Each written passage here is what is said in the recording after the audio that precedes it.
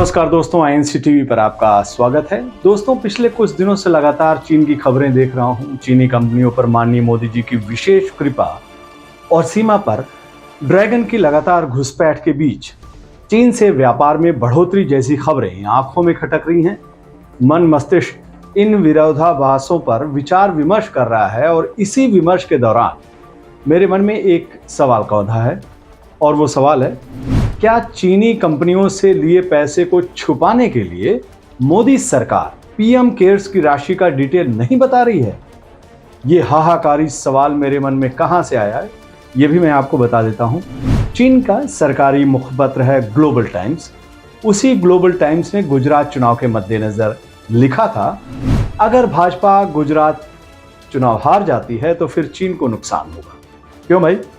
चुनाव चीन में नहीं हो रहा है, हिंदुस्तान में हो रहा है। चीन और भाजपा भाई भाई, क्या जो एक भाई के गुजरात में चुनाव हारने से दूसरे भाई को नुकसान हो जाएगा? सवालों की बिखरी कड़ियों को जोड़ने के क्रम में कुछ दिलचस्प तथ्य सामने आए हैं और हमने वो इन्वेस्टिगेट किया है। चीन की एक कंपनी यूसी वेब मोबाइल, 2017 में मोदी सरकार ने इस कंपनी पर आरोप लगाया कि ये भारतीयों का डाटा चुराकर चीन भेजती है, लेकिन बाद में उसी कंपनी से भाजपा ने साल 2019 के चुनाव में अपनी ब्रांडिंग करवाई।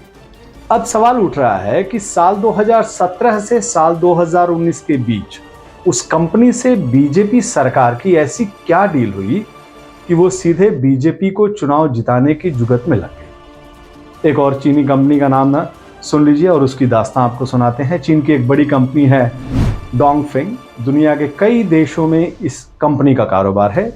कई देशों में इस कंपनी पर घोटाला और कई दूसरे तरह के आरोप भी लगे हैं।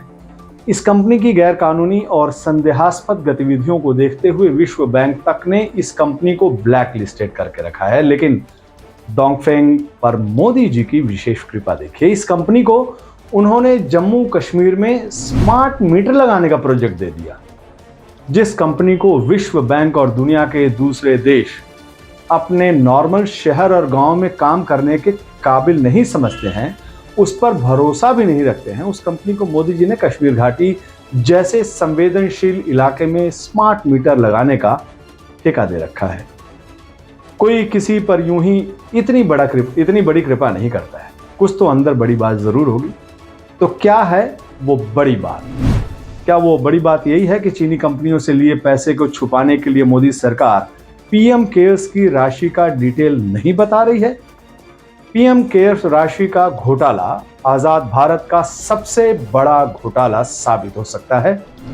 आजाद हिंदुस्तान में पहली बार ऐसा हुआ है कि पीएम के नाम पर देश दुनिया में वसूली हुई, लेकिन उस वसूली पर सरकार सांस तक नहीं ले रही है।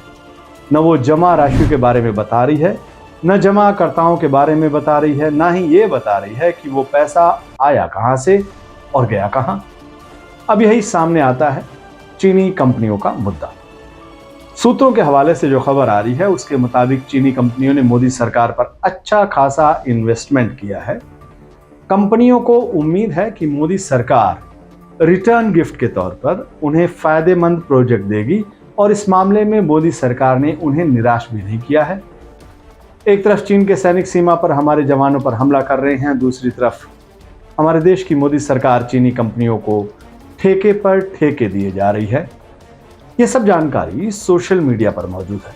मुख्य धारा की मीडिया जरूर इन सवालों से कन्नी काट रही है, लेकिन सोशल मीडिया इन मामलों को लेकर मोदी सरकार पर हमलावर है। लेकिन अब तक ये सवाल कहीं नहीं दिखा कि क्या चीनी कंपनियों से लिए पैसे को छुपाने के लिए मोदी सरकार पीएम केयर्स की राशि का डिटेल नहीं बता रही है। दोस्तों, इस सवाल पर आपकी राय का बेसब्री से इंतजार है। नमस्कार।